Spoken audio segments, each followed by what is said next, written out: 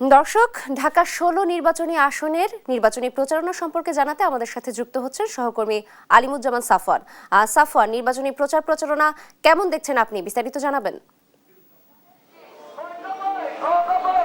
নাবিলা, এই মুহূর্তে আমি ঢাকা ১৬ আসনে রয়েছি। এই আসনটি হচ্ছে মিরপুরের পল্লবী এবং রূপনগর নিয়ে গঠিত এবং এই আসনে বিএনপির ধানের শীর্ষের যে মনোনীত প্রার্থী আমিনুল ইসলাম, তার পক্ষে আজকে সকাল থেকে কিন্তু দলীয় যারা নেতাকর্মীরা রয়েছেন তারা প্রচারণা শুরু করেছেন। ঢাকার মিরপুরের যে ১০ নম্বর রয়েছে সেখান থেকে কিন্তু আমিনুল হক আজকে ঠিক ১১টার কিছুক্ষণ আগে তার যে প্রচারণা, আজকের ষষ্ঠ দিনের প্রচারণা, সেটি শুরু করেছেন। এবং এই মুহূর্তে যদি আপনারা আসলে দেখতে পান যে আমিনুল হক মিরপুরের যে বেনারসি পল্লী রয়েছেন, এখানকার যারা ব্যবসায়ী রয়েছেন তারা বেশিরভাগই স্থানীয় বাসিন্দা।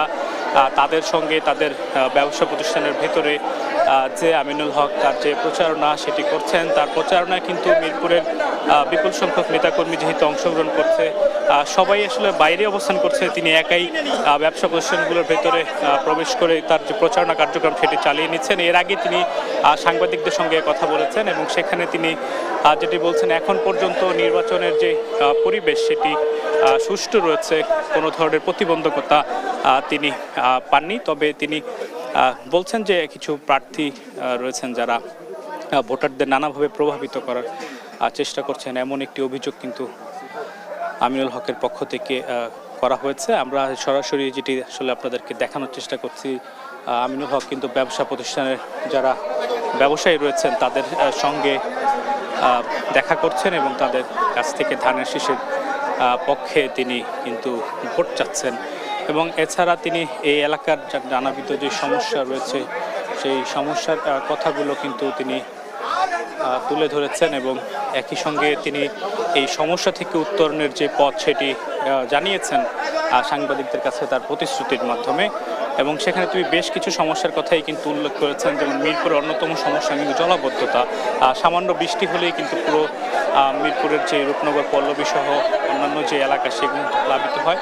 তো যার কারণে তিনি বলছেন যে ঢাকা শহরের বিশেষ করে মিরপুরের যে ড্রেনেজ ব্যবস্থা সেটি উন্নতি করার মাধ্যমে তিনি জলাবদ্ধতা নিরসন করবেন। এছাড়াও তিনি যে বিষয়টিতে আসলে জোর দিচ্ছেন যে যেহেতু এবারে প্রায় ৪ কোটি নতুন ভোটার যুক্ত হচ্ছেন, অর্থাৎ তরুণদের দিকেও তিনি আসলে নজর দিতে চান।